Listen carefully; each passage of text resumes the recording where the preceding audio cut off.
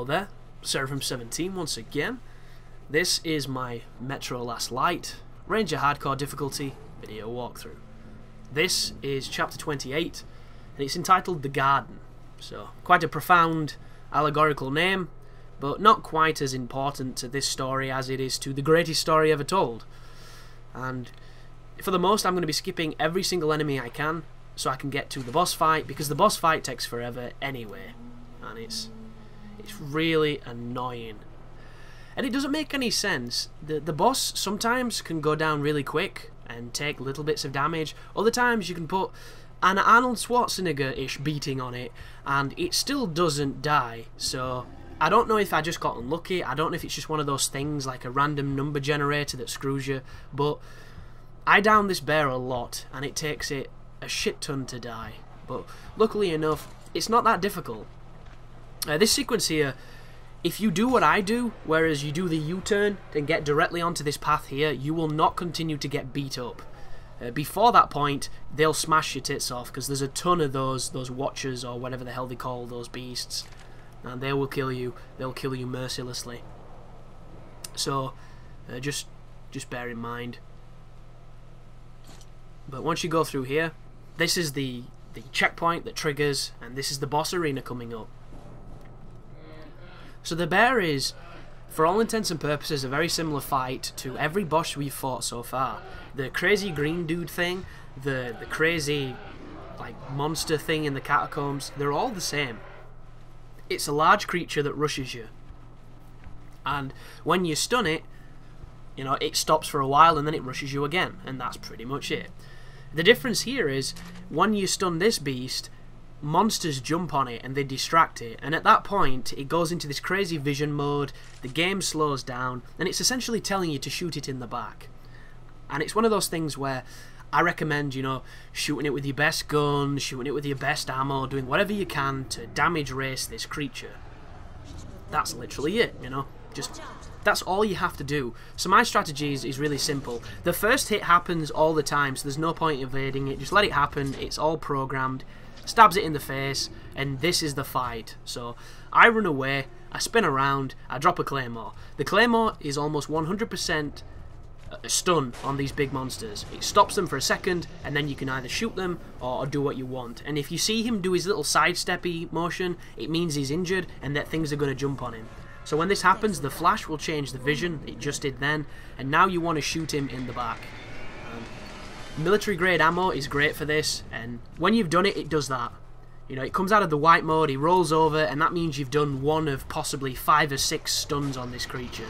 So once again, stun him with a claymore. Try and get away, but you're getting blown by wind, and the footing is pretty shitty. It's not so great. Let's have a look.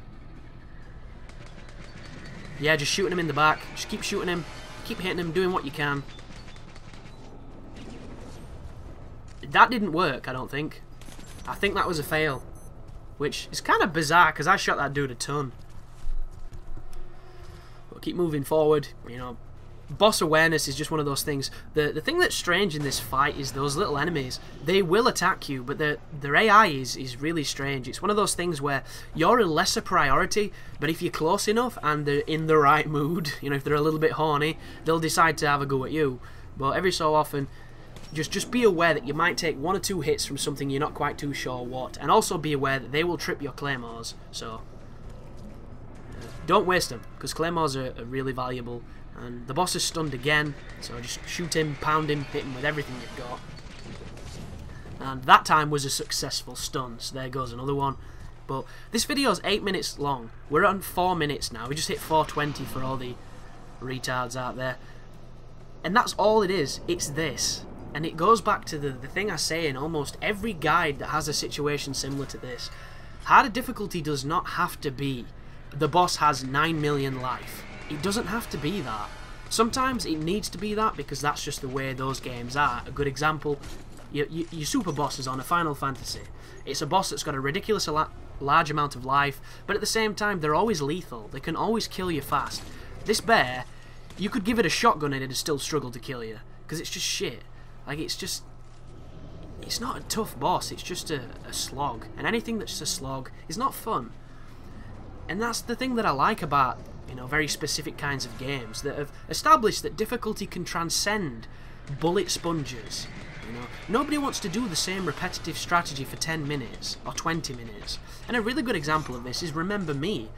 I'm playing Remember Me at the moment, and there's certain things in the game I really like, but the combat isn't one of them. And the boss fights on that game are, here's a ridiculously easy and simple 3-part stage of attack, evade, evade, attack.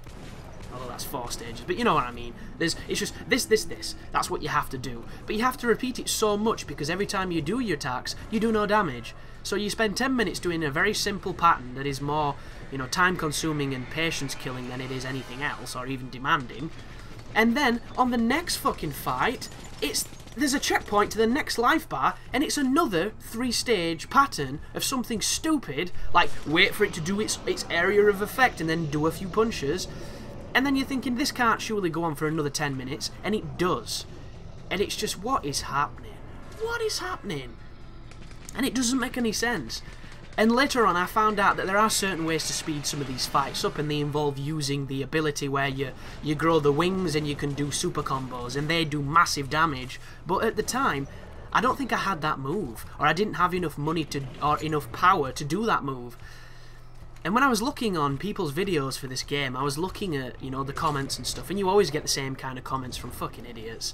And there were people saying, like, oh, this game's designed to be played on New Game Plus, you know, it's hard for a reason. I don't know why you're complaining about it being difficult, because you should have come back with all your upgrades. It's like, no, dickhead. Real game design should instill a sense of power from day one. You shouldn't feel like a turd and then eventually become a stronger turd.